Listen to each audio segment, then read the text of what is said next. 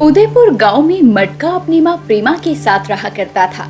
मटका कुछ समय पहले तक जमींदार के खेतों में काम करके अपना परिवार चला रहा था, लेकिन कुछ ही दिनों पहले जमींदार ने मटका को अपने खेतों में काम करने से निकाल दिया था।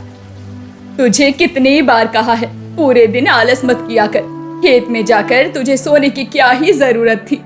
जमींदार को तू तो जानता ही है, वो काम के मामले में कितना सख्त है। माँ आप चिंता मत करो, मुझे कहीं ना कहीं काम मिल ही जाएगा। जब तक तुझे काम नहीं मिलेगा तब तक तो लगता है हमारे भूखे मरने की नौबत ना आ जाए। मटका को जमींदार के यहाँ से निकाले जाने के बाद कहीं भी काम नहीं मिल रहा था। मटका काम की तलाश में इधर उधर भटक रहा होता है, लेकिन मटका को कहीं भी काम नहीं मिलता। एक रोज मटका मंदिर के बाहर बैठा होता है। क्या करूँ, कहाँ जाऊँ, कुछ समझ नहीं आ रहा। माँ को भी कितनी चिंता हो रही है काम को लेकर। अगर 2-4 दिन में मैंने कोई काम नहीं पकड़ा तो सच में घर में एक अनाज का दाना भी नहीं बचेगा। पूरे दिन इधर उधर भटकने के बाद देर शाम मटका घर आता है तो वो देखता है कि उसकी माँ माता रानी के आगे हाथ जोड़कर माता रानी से प्रार्थना कर रही थी। हे माता रानी, मेरे बेटे को कोई काम लगवा दो, वो पूरा दिन काम की तलाश में भटकता रहता है। अगर उसे काम नहीं मिला तो घर में भूखमरी की नौबत आ जाएगी। अरे माँ क्या बात है, मेरे लिए तो माता रानी से प्रार्थना करने में लगी हो तुम तो, लेकिन माता रानी ने तो तुम्हारे कहने से पहले ही सुन लिया है। अरे मटका, आ गया तू, कहीं काम मिला कि नहीं? अरे आज भी निराशा ही लेकर हाथ आया है क्या? तुझे पता भी है कल सुबह घर में अन्न का एक दाना नहीं बचेगा। जो चावल बचे हैं वो आज रात को ही खत्म हो जाएंगे। अरे माँ आपको पता है माता रानी ने आपकी सुन ली है, मैं आज रात से ही काम पर जाऊंगा, मुझे रात में काम मिला है। ये कौन सा काम है जो तुझे रात में करना है? कहीं तो कोई गलत काम वाम तो नहीं करने जा रहा ना? माँ अपने भोले भाले बेटे पर थोड़ा तो यकीन रखो, मैं कोई गलत काम नहीं कर रहा, बस इतना समझो काम अच्छा है। मटका तो अपनी माँ से झूठ बोलता है ताकि प्रेमा को किसी भी बात की परेशानी ना हो। अब देर शाम ही प्रेमा अपनी बेटी मटका के लिए खाना बनाती है और खाना टिफिन में रखने के बाद ही मटका बोलता है, अरे माँ आपने खाना क्यों बांध दिया? बस आप खाना दे दीजिए, मैं यहीं खा लेता हूँ। अब क्या मैं 2-2 बार खाना थोड़ी ना खाऊंगा। अरे ले जाइए खाना, कहीं तुझे देर रात भूख लग गई तो तू क्या खाएगा? अरे माँ आपने मुझे इतने प्यार से इतना खाना खिला दिया है कि मुझे और भूख लग ही नहीं सकती है। अच्छा ठीक है, फिर रात का काम तो तुझसे हो भी पाएगा या नहीं? तुझे नींद भी तो बहुत आती है, बस काम के समय सो मत जाना मटका। आप चिंता मत करो माँ, मैं अपने काम को पूरी ईमानदारी से करने वाला हूँ। इतना कहने के बाद ही मटका अपने घर से निकल पड़ता है और सीधे मंदिर पहुंचकर मंदिर के बाहर ही बैठ जाता है और अपने मन में सोचता है, मैंने माँ को तो कह दिया कि मैं काम पर जा रहा हूँ, लेकिन मैंने तो अब तक कुछ सोचा भी नहीं है। एक पल को मेरे मन में चोरी का ख्याल आया, लेकिन अगर माँ को उस बारे में पता चल गया तो माँ मर जाएगी। मटका खुद से बातें कर ही रहा होता है कि तभी उसे किसी के फुसफुसाने की आवाज आती है। अरे ये पैसे मंदिर के अंदर ही छुपा देते हैं, क्योंकि ये पैसे सेठ हरिचंद के घर से चुराए हुए हैं। घर ले गया तो बीवी 10 सवाल करेगी, इसलिए सोच रहा हूँ इसे यहीं रहने दूं।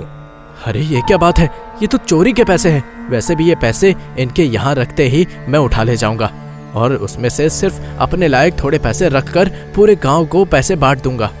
ये पैसे बेवकूफ गांव वालों के पैसे हैं जो सेठ उनसे ब्याज में वसूलता है। जमींदार और गांव का ही एक आदमी पैसों की पोटली को मंदिर के पीछे जमीन में गाड़ कर चले जाते हैं। उनके जाते ही मटका जल्दी से उन पैसों की पोटली को जमीन से निकालता है और उस गड्ढे को भरकर उन पैसों में से जरूरत के पैसे निकालकर माता रानी की मूर्ति के पास पहुंचता है और माता रानी से कहता है, माता रानी ये पैसे आपके, और मैं इस पर्चे में लिख कर जा रहा हूँ कि कल से नवरात्रि शुरू है तो माँ के इस मंदिर में आने वाला हर एक व्यक्ति यहाँ से भूखा ना लौटे। अब अगली सुबह जब प्रेमा उठती है तो वो देखती है कि उसका बेटा आंगन में खाट पर सोया हुआ था और अब प्रेमा अपनी बेटी को उठाते हुए कहती है, अरे का हुआ लल्ला, कहीं तुझे इस काम से भी निकाल तो नहीं दिया गया ना? नहीं नहीं माँ, मैं तो सुबह आया हूँ और अब थोड़ी देर सोने दो ना, और पैसे मैंने अपने सिरहाने रख दिए थे।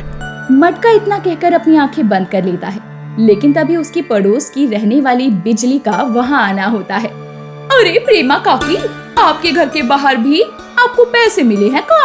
पूरे गांव के दरवाजे पर खुद माता रानी ने पैसे रखे हैं और आज पहली नवरात्रि है और मंदिर में भी ढेरों पैसे मिले हैं लोगों के भंडारे के लिए। अरे क्या बात कर रही है, ऐसा कैसे हो सकता है? लेकिन मुझे तो अपने दरवाजे पर कोई पैसा नहीं मिला। अरे माँ, मैंने वो पैसे आपके सिरहाने के पास रख दिए थे। मुझे लगा आपके पैसे दरवाजे पर गिर गए हैं। गांव में जब लोगों को अपने घर के दरवाजे पर पैसे मिलते हैं तो सभी हैरान हो जाते हैं और सभी अपने उन पैसों को माता रानी का चमत्कार समझकर रख लेते हैं। और दूसरी तरफ जमींदार के पास ये खबर जाती है तो वो बौखला जाता है कि आखिर उनके पैसे कहाँ गए और ये सब किसने किया। लेकिन इस बात का पता नहीं चल पाता। मटका तो गांव के लोगों की अच्छे से मदद कर देता है, लेकिन अगली रात भी मटका अब चोरी करने के लिए निकलता है। मुझे तो बस रोज रोज इतना ही पैसा चुराना है जिससे मेरे घर की जरूरत पूरी हो जाए। माँ कहती है लालच बुरी बला है, और तभी तो मुझे इतना पैसा मिलने के बाद भी मैंने लालच नहीं किया। अब आज मैं जमींदार के घर से सब्जियाँ चोरी करता हूँ। अब मटका सब्जियाँ चोरी करने के इरादे से जमींदार के घर पहुँचता है, लेकिन तभी जमींदार के आदमी मटका को पकड़ लेते हैं और उसे खूब मारते हैं। मैं तो यहाँ बस थोड़ी सी सब्जी लेने आया था। तुझे मैंने काम से निकाल दिया था, लेकिन फिर भी तू अपनी आदतों से बाज नहीं आया और तू रात में चोरियां करने लगा। इसका मतलब है कि कल जो चोरी हुई है वो तूने ही की है। कौन सी चोरी? मैं किसी चोरी के बारे में नहीं जानता। मटका, अगर तू मरने से बचना चाहता है तो सच बोल दे, क्योंकि जहाँ से तूने पैसे निकाले हैं वहाँ हमें तेरा टूटा हुआ चप्पल मिला है जो तेरी माँ को मेरे आदमी देकर आए हैं। वो मैंने चोरी इसलिए की क्योंकि मुझे पैसों की जरूरत थी, और जो पैसा वहाँ छुपाया गया था वो बेचारे गांव वालों की खून पसीने की कमाई थी। अच्छा, कोई बात नहीं मटका, अब तूने चोरी की है तो इसके लिए हम तुझे नहीं मार सकते। अब तू हमें वो पैसे वापस ला कर देगा। वो तो मैंने गांव वालों में बांट दिए, तो मैं उन पैसों को वापस कैसे ला सकता हूँ? मंदिर में जो माता रानी के सोने के मुकुट है ना, उसे चोरी करके तू हमें लेकर दे और बदले में हम तुझे जाने देंगे। नहीं नहीं, मैं माता रानी का मुकुट चुरा नहीं सकता। ठीक है, अपनी माँ को रोता हुआ देख सकता है ना, तो ठीक है। अब तेरी माँ तेरे मरने के बाद ना जाने कहाँ कहाँ भटकेगी। मेरी माँ को कुछ नहीं करना, मैं जाऊंगा मंदिर माँ का मुकुट लेने। इतना कहने के बाद मटका मंदिर जाता है और माँ दुर्गा के सामने हाथ जोड़कर रोने लगता है और रोते हुए जैसे ही मुकुट पर हाथ डालता है और उसे उतारता है, मंदिर के पुजारी मटका को देख लेते हैं और वो शोर मचा देते हैं। अब गांव के लोग भी शोर सुनकर वहां पहुंचते उससे पहले ही जमींदार का आदमी मटका के हाथ से मुकुट लेकर भाग जाता है। अब मटका को पकड़ लिया जाता है। गांव के लोग इकट्ठा होते हैं। जमींदार भी लोगों के बीच अच्छा बनकर वहां मौजूद होता है। अरे मेरा बेटा चोर नहीं है, वो तो अपने काम पर निकला था। जरूर आप सबने गलती से इसे पकड़ लिया है, ये गलत नहीं है। मैंने कोई चोरी नहीं की, मुकुट तो वो ले गया। कौन ले गया? बोल मटका, तूने माँ के मंदिर में चोरी की है। अब तुझे गांव से तो निकाला ही जाएगा और साथ में अब तुझे वापस यहाँ कभी नहीं आने दिया जाएगा। नहीं, मत मारो मेरे बेटे को, मेरा बेटा चोर नहीं है। मार मार कर इसे अधमरा कर दो, मारो इसे। ये कैसे हो सकता है? मुकुट तो। मटका को गांव के लोग मार ही रहे होते हैं, तभी गांव की ही बिजली सभी को रोकते हुए कहती है कि माँ के सर पर तो मुकुट जैसा का तैसा ही है। ये देखकर सब हैरत में पड़ जाते हैं। अरे देखा, मैंने कहा था ना मेरा बेटा चोर नहीं है, वो तो दिल का बहुत भोला और साफ है। मटका को भी यकीन नहीं हो रहा था कि माता रानी का मुकुट आखिर वापस कैसे आ गया, बल्कि मुकुट तो मटका के हाथ से जमींदार का आदमी छीनकर भाग गया था। लेकिन कुछ देर बाद ही खबर आती है कि जमींदार के आदमी को बाघ ने बुरी तरह पंजा मार दिया है और वो घायल है। बस मटका और जमींदार दोनों ही समझ जाते हैं ये खुद स्वयं माता रानी ने किया है और ये उनका चमत्कार है। बोलो जय माता दी। उदयपुर गांव में मटका अपनी माँ प्रेमा के साथ रहा करता था। मटका कुछ समय पहले तक जमींदार के खेतों में काम करके अपना परिवार चला रहा था, लेकिन कुछ ही दिनों पहले जमींदार ने मटका को अपने खेतों में काम करने से निकाल दिया था। तुझे कितनी बार कहा है, पूरे दिन आलस मत किया कर, खेत में जाकर तुझे सोने की क्या ही जरूरत थी। जमींदार को तू तो जानता ही है, वो काम के मामले में कितना सख्त है। माँ आप चिंता मत करो, मुझे कहीं ना कहीं काम मिल ही जाएगा। जब तक तुझे काम नहीं मिलेगा तब तक तो लगता है हमारे भूखे मरने की नौबत ना आ जाए। मटका को जमींदार के यहाँ से निकाले जाने के बाद कहीं भी काम नहीं मिल रहा था। मटका काम की तलाश में इधर उधर भटक रहा होता है, लेकिन मटका को कहीं भी काम नहीं मिलता। एक रोज मटका मंदिर के बाहर बैठा होता है। क्या करूं, कहाँ जाऊं, कुछ समझ नहीं आ रहा। माँ को भी कितनी चिंता हो रही है काम को लेकर। अगर 2-4 दिन में मैंने कोई काम नहीं पकड़ा तो सच में घर में एक अनाज का दाना भी नहीं बचेगा। पूरे दिन इधर उधर भटकने के बाद देर शाम मटका घर आता है तो वो देखता है कि उसकी माँ माता रानी के आगे हाथ जोड़कर माता रानी से प्रार्थना कर रही थी। हे माता रानी, मेरे बेटे को कोई काम लगवा दो। वो पूरा दिन काम की तलाश में भटकता रहता है। अगर उसे काम नहीं मिला तो घर में भुखमरी की नौबत आ जाएगी। अरे माँ, क्या बात है, मेरे लिए तो माता रानी से प्रार्थना करने में लगी हो तुम तो, लेकिन माता रानी ने तो तुम्हारे कहने से पहले ही सुन लिया है। अरे मटका, आ गया तू? कहीं काम मिला कि नहीं? अरे आज भी निराशा ही लेकर हाथ आया है क्या? तुझे पता भी है कल सुबह घर में अन्न का एक दाना नहीं बचेगा। जो चावल बचे हैं वो आज रात को ही खत्म हो जाएंगे। अरे माँ, आपको पता है माता रानी ने आपकी सुन ली है। मैं आज रात से ही काम पर जाऊंगा। मुझे रात में काम मिला है। ये कौन सा काम है जो तुझे रात में करना है? कहीं तो कोई गलत काम वाम तो नहीं करने जा रहा ना? माँ, अपने भोले भाले बेटे पर थोड़ा तो यकीन रखो। मैं कोई गलत काम नहीं कर रहा, बस इतना समझो काम अच्छा है। मटका तो अपनी माँ से झूठ बोलता है ताकि प्रेमा को किसी भी बात की परेशानी ना हो।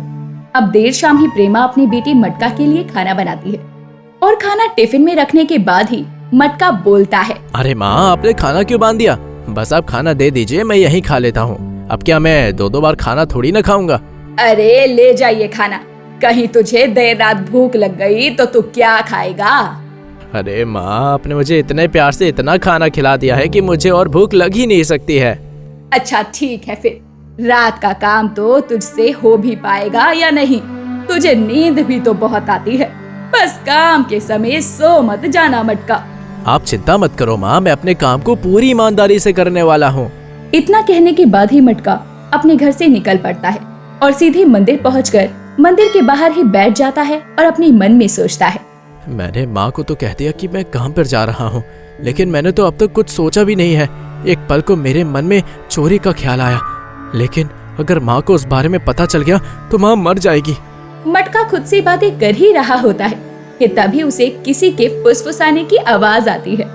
अरे ये पैसे मंदिर के अंदर ही छुपा देते हैं, क्योंकि ये पैसे सेठ हरिचंद के घर से चुराए हुए हैं। घर ले गया तो बीवी 10 सवाल करेगी, इसलिए सोच रहा हूँ इसे यहीं रहने दूं।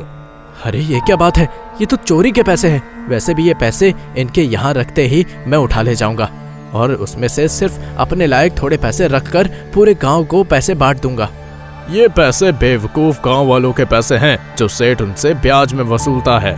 जमींदार और गांव का ही एक आदमी पैसों की पोटली को मंदिर के पीछे जमीन में गाड़ कर चले जाते हैं। उनके जाते ही मटका जल्दी से उन पैसों की पोटली को जमीन से निकालता है और उस गड्ढे को भरकर उन पैसों में से जरूरत के पैसे निकालकर माता रानी की मूर्ति के पास पहुंचता है और माता रानी से कहता है, माता रानी ये पैसे आपके, और मैं इस पर्चे में लिख कर जा रहा हूँ कि कल से नवरात्रि शुरू है तो माँ के इस मंदिर में आने वाला हर एक व्यक्ति यहाँ से भूखा ना लौटे। अब अगली सुबह जब प्रेमा उठती है तो वो देखती है कि उसका बेटा आंगन में खाट पर सोया हुआ था और अब प्रेमा अपनी बेटी को उठाते हुए कहती है, अरे का हुआ लल्ला, कहीं तुझे इस काम से भी निकाल तो नहीं दिया गया ना? नहीं नहीं माँ, मैं तो सुबह आया हूँ और अब थोड़ी देर सोने दो ना, और पैसे मैंने अपने सिरहाने रख दिए थे। मटका इतना कहकर अपनी आंखें बंद कर लेता है, लेकिन तभी उसकी पड़ोस की रहने वाली बिजली का वहाँ आना होता है।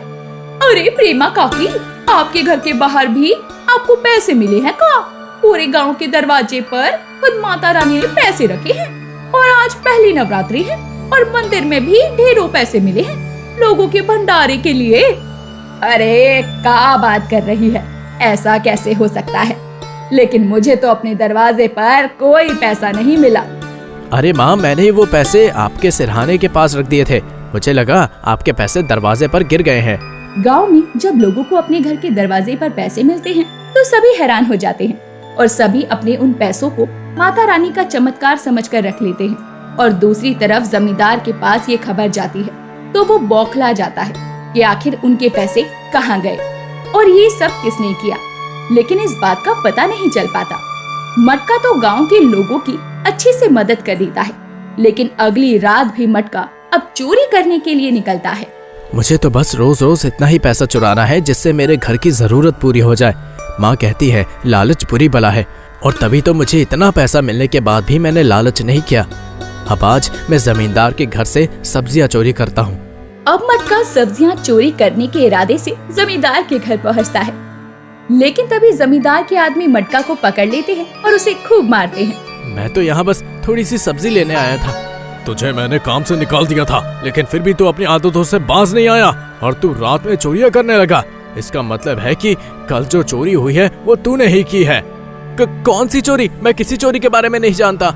मटका, अगर तू मरने से बचना चाहता है तो सच बोल दे, क्योंकि जहाँ से तूने पैसे निकाले हैं वहाँ हमें तेरा टूटा हुआ चप्पल मिला है जो तेरी माँ को मेरे आदमी देकर आए हैं। वो मैंने चोरी इसलिए की क्योंकि मुझे पैसों की जरूरत थी, और जो पैसा वहाँ छुपाया गया था वो बेचारे गांव वालों की खून पसीने की कमाई थी। अच्छा, कोई बात नहीं मटका, अब तूने चोरी की है तो इसके लिए हम तुझे नहीं मार सकते। अब तू हमें वो पैसे वापस ला कर देगा। वो तो मैंने गांव वालों में बांट दिए, तो मैं उन पैसों को वापस कैसे ला सकता हूँ? मंदिर में जो माता रानी के सोने के मुकुट है ना, उसे चोरी करके तू हमें लेकर दे, और बदले में हम तुझे जाने देंगे।